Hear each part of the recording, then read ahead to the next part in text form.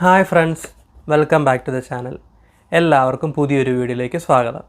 അപ്പം ഇന്നും ഒരു അൺബോക്സിങ് വീഡിയോ ആണ്. ഞാൻ ലാസ്റ്റ് 2 വീഡിയോസിനകത്ത് ഞാൻ പറയുന്നുണ്ട് അൺബോക്സിങ് വീഡിയോസ് ചെയ്യുന്നത് ഒരു പ്രാക്ടീസിങ്ങിൻ്റെ ഭാഗമായിട്ടാണെന്നുള്ളത്. അപ്പോൾ അത് കാണാൻ താല്പര്യമില്ലാത്തവർക്ക് ഈ വീഡിയോ സ്കിപ്പ് ചെയ്യാവുന്നതാണ്. അപ്പം ഇന്നത്തെ വീഡിയോയിൽ ഞാൻ ഉപയോഗിച്ചുകൊണ്ടിരിക്കുന്ന ഒരു വയർലെസ് ഇയർഫോൺസിൻ്റെ ട്രൂലി വയർലെസ് ഇയർഫോൺസിൻ്റെ ഒരു അൺബോക്സിങ്ങും അതുപോലെ തന്നെ ഒരു 6 to 7 months യൂസർ റിവ്യൂവും കൂടെയാണ് ഞാൻ ഈ ഒരു വീഡിയോയിൽ ഉൾപ്പെടുത്തുന്നത്. യൂസർ റിവ്യൂവിൽ ഞാൻ ഇതിൻ്റെ പ്ലസ്സും മൈനസും പറയുന്നുണ്ട്. അതുകൊണ്ട് വീഡിയോയുടെ എൻഡ് വരെ കാണുകയാണെങ്കിൽ നിങ്ങൾക്ക് ഈ ഒരു പ്രോഡക്റ്റ് യൂസ്ഫുൾ ആവുമോ ഇല്ലയോ എന്നുള്ളത് മനസ്സിലാവും. നോയ്സ് എന്ന ബ്രാൻഡിൻ്റെ എയർബഡ്സ് എന്ന് പറഞ്ഞിട്ടൊരു മോഡലാണ് ആക്ച്വലി ഇത്. ഞാൻ ഈ പ്രോഡക്റ്റ് മേടിച്ചത് ഏകദേശം 2499 രൂപയ്ക്കാണ്. ഞാൻ രൂപ എന്ന് പ്രസ് ചെയ്ത് പറയാൻ കാര്യം, ഞാൻ നാട്ടിൽ വെച്ചാണ് ഇത് മേടിച്ചത്. നാട്ടിൽ വെച്ച് മേടിക്കുമ്പം ഞാൻ ആ ഒരു പ്രൈസിനാണ് മേടിച്ചത്. ഇപ്പം അത് പ്രൈസ് കുറഞ്ഞ് 1699 രൂപയായിട്ടുണ്ട് ഞാനിപ്പോൾ ഈ വീഡിയോ ഷൂട്ട് ചെയ്യുമ്പോൾ. അപ്പം ഞാൻ മെയിനായിട്ടും ഈ ഒരു പ്രൊഡക്റ്റ് മേടിക്കാനുണ്ടായ കാര്യം എന്താണെന്ന് വെച്ചാൽ, ഈ ഒരു ഹെഡ്ഫോൺ ആപ്പിളിൻ്റെ ഇയർഫോണായിട്ട് ഭയങ്കര ഒരു സാദൃശ്യമുണ്ട്.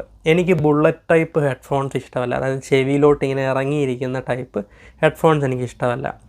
പക്ഷേ ആപ്പിളിൻ്റെ ആ ഒരു ഹെഡ്ഫോണിൻ്റെ ഒരു പ്ലസ് എനിക്ക് തോന്നിയത്, മീൻസ് എല്ലാവർക്കും ഇഷ്ടപ്പെടണമെന്നല്ല, എനിക്ക് തോന്നിയത് ചെവിയുടെ ഈ ഒരു ഔട്ടർ ഇതിൽ തന്നെ കറക്റ്റായിട്ട് ഇറങ്ങി നിൽക്കും. എനിക്കിതൊന്ന് കറക്റ്റ് ഫിറ്റായിരുന്നു ആപ്പിളിൻ്റെ ഇയർഫോൺസൊക്കെ. അപ്പം ആ ഒരു പ്രോഡക്റ്റിനോട് നല്ല സാമ്യമുള്ള ഒരു ഷേപ്പ് ആയതുകൊണ്ടാണ് എനിക്കിത് മേടിക്കാനായിട്ടുള്ളൊരു ഇൻട്രസ്റ്റ് തോന്നിയത് തന്നെ. അപ്പോൾ ഇതിൻ്റെ ബാക്കി ഡീറ്റെയിൽസൊക്കെ നമുക്ക് അൺബോക്സിങ് കണ്ടിട്ട് വന്നു കഴിയുമ്പം പറയാം. ബോക്സിൻ്റെ പുറത്ത് ഒരു നോർമൽ പ്ലാസ്റ്റിക് കവറുണ്ട്, അത് നമുക്ക് ആവശ്യമില്ല, വലിച്ചു പറിച്ച് കളഞ്ഞേക്കാം. ബോക്സ് വലിയൊരു ക്വാളിറ്റി പറയാനൊന്നുമില്ല, ഒരു ആവറേജ് പാക്കിംഗ് ആണ്.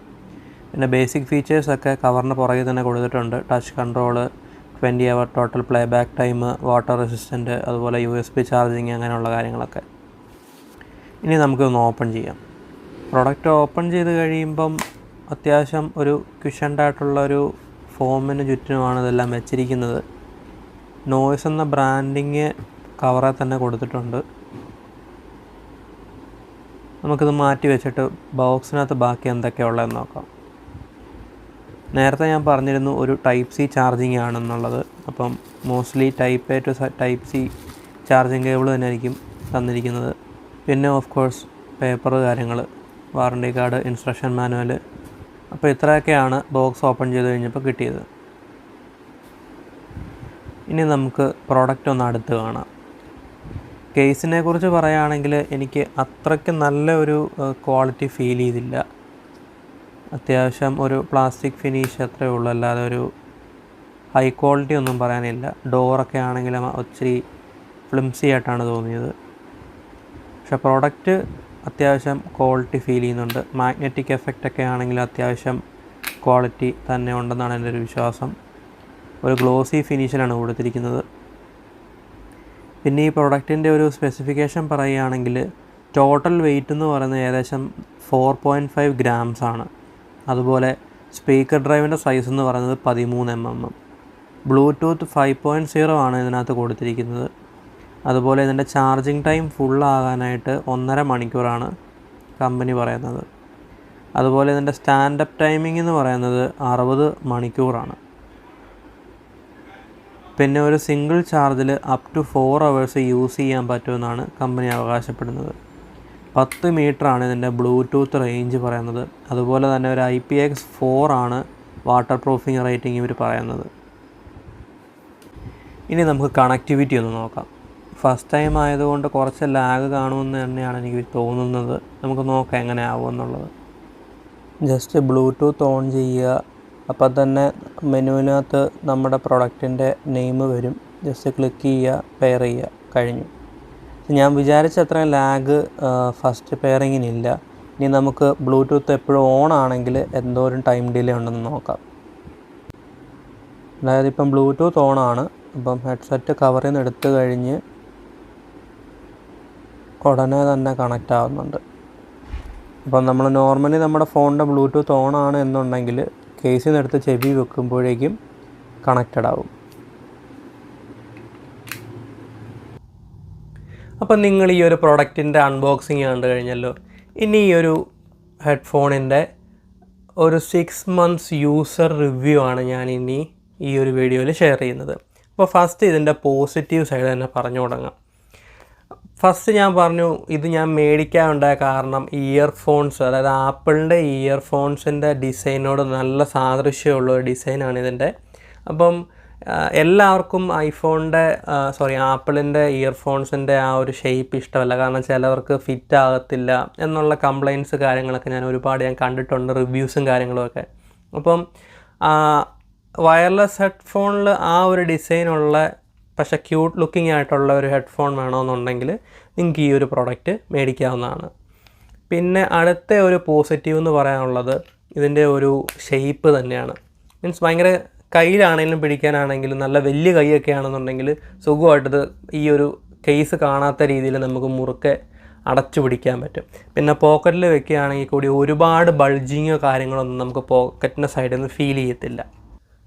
അടുത്ത ഒരു പ്ലസ് പോയിൻ്റ് എനിക്ക് ഈ ഒരു ഹെഡ്ഫോണിൻ്റെ ഭാഗത്തുനിന്ന് തോന്നിയത് ഫാസ്റ്ററായിട്ടുള്ള കണക്ടിവിറ്റിയാണ്. മീൻസ് ഇപ്പം നമ്മുടെ ഉപയോഗിക്കുന്ന ഡിവൈസ് ഏതാണ്, ഇപ്പോൾ ഫോണാണെങ്കിൽ അല്ലെങ്കിൽ ലാപ്ടോപ്പ് ആണെങ്കിൽ നമ്മൾ ജസ്റ്റ് ബ്ലൂടൂത്ത് ആ ഒരു സിസ്റ്റത്തിൻ്റെ ഓണാണ് എന്നുണ്ടെങ്കിൽ നമ്മൾ ഇവിടെ നിന്ന് ഇതിങ്ങോട്ട് ഊരി ചെവി വയ്ക്കുമ്പോഴേക്കും കണക്റ്റഡ് ആവും.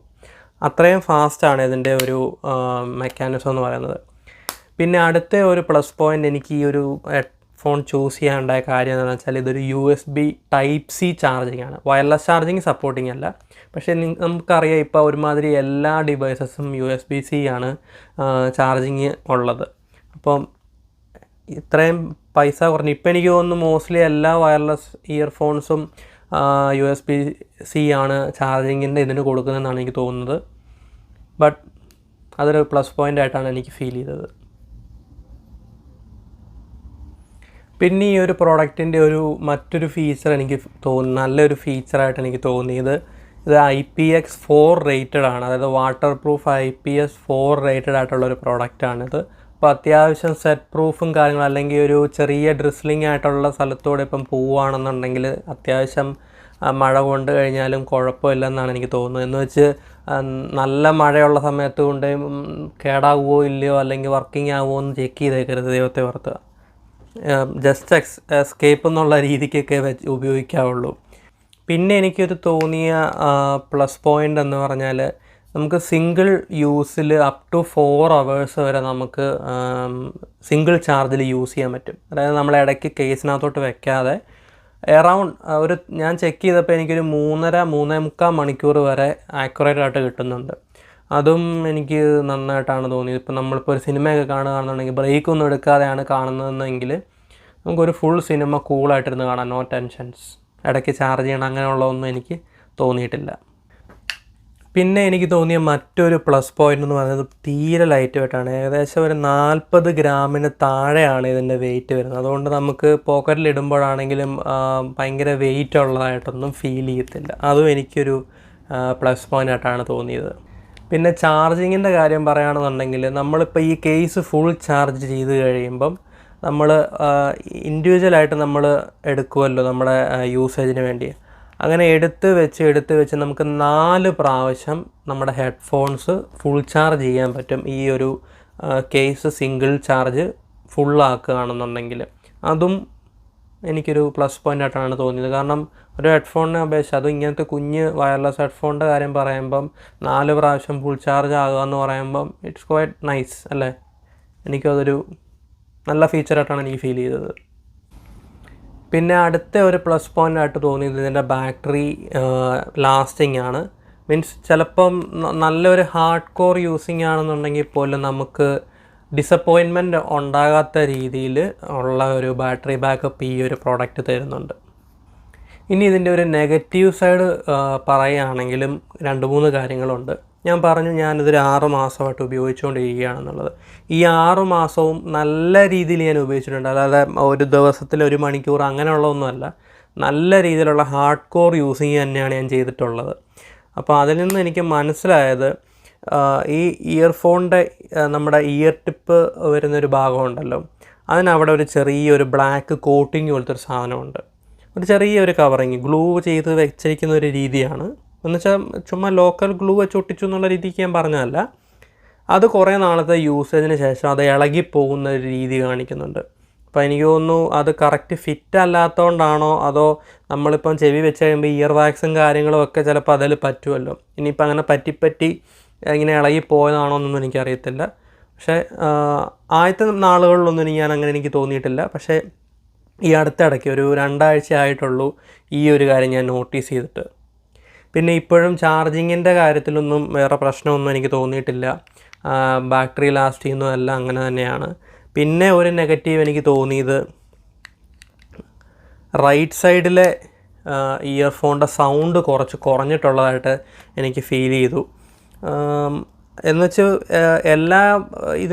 ഈ ഒരു മോഡൽ എല്ലാ ഹെഡ്ഫോൺസും അങ്ങനെ കുറച്ച് നാൾ കഴിയുമ്പം കംപ്ലൈൻ്റ് ആകുമോ എന്ന് എനിക്കറിയത്തില്ല. പക്ഷേ എൻ്റെ കയ്യിലിരിക്കുന്ന ഈ ഒരു പർട്ടിക്കുലർ പീസിന് റൈറ്റ് സൈഡിലത്തെ ഇയർബഡ് ചെറിയ വോളിയക്കുറവ് കാണിക്കുന്നുണ്ട്. മീൻസ് ഈ ബാലൻസ്ഡ് അല്ല. ഞാനപ്പം ചെക്ക് ചെയ്തു ഫോണിൻ്റെ എന്തെങ്കിലും സെറ്റിങ്സ് മാറിയിട്ടുള്ളതാണെന്ന് നോക്കിയപ്പം ഫോണിൻ്റെ ഒന്നുമല്ല, ഫോണിൻ്റെ കറക്റ്റ് ബാലൻസ് തന്നെയാണ്.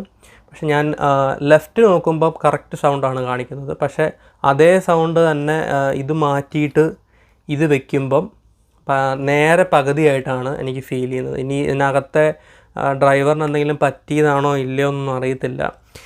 അപ്പോൾ അത്രയൊക്കെ ഉള്ളായിരുന്നു ഇന്നത്തെ ഈ ഒരു വീഡിയോയിലൂടെ എനിക്ക് പറയാനുണ്ടായിരുന്നത്. അപ്പോൾ നിങ്ങളുടെ അഭിപ്രായങ്ങൾ എന്ത് തന്നെയാണെങ്കിലും വീഡിയോയുടെ താഴെ കമൻ്റായിട്ട് രേഖപ്പെടുത്തണം. കാരണം ഞാൻ ഓൾറെഡി പറഞ്ഞു, ഞാൻ ഇങ്ങനത്തെ വീഡിയോസോ അല്ലെങ്കിൽ ഇങ്ങനെ അൺബോക്സിങ്ങോ കാര്യങ്ങളൊന്നും ഇങ്ങനത്തെ ഒരു വിഷ്വൽ പർപ്പസിന് വേണ്ടി ഞാൻ ചെയ്തിട്ടില്ല. നമ്മൾ വലിച്ച് കീറി ഉപയോഗിക്കുക എന്നുള്ള ഒരു രീതിക്ക് മാത്രമേ ഇത്തവണ നാളും ചെയ്തിട്ടുള്ളൂ. അപ്പം നമുക്കിപ്പോൾ ഇങ്ങനത്തെ ഒരു പ്ലാറ്റ്ഫോം ഉള്ളതുകൊണ്ടും ആർക്കെങ്കിലും ഒരാൾക്കെങ്കിലും ഉപകാരപ്പെടുകയാണെങ്കിൽ അത്രേ ആയില്ലേ. അപ്പം നേരത്തെ പറഞ്ഞ പോലെ തന്നെ ഒരു പ്രാക്ടീസ് സെക്ഷൻ്റെ പുറത്ത് ചെയ്യുന്നതാണ് ഇങ്ങനത്തെ വീഡിയോസ്. അപ്പം കുറച്ചും കൂടെ ഇമ്പ്രൂവ് ചെയ്യാൻ വേണ്ടിയാണ് നിങ്ങളുടെ അഭിപ്രായങ്ങളൊക്കെ കമൻറ്റ് ചെയ്യണമെന്ന് ഞാൻ റിക്വസ്റ്റ് ചെയ്യുന്നത്. അതുപോലെ തന്നെ നിങ്ങൾക്ക് ഈ വീഡിയോ ഇഷ്ടപ്പെടുകയാണെങ്കിൽ ഒരു ലൈക്കും കൂടെ ചെയ്ത് സപ്പോർട്ട് ചെയ്യുക. അപ്പോൾ അടുത്ത ദിവസം മറ്റൊരു വീഡിയോ ആയിട്ട് വരുന്നത് വരെ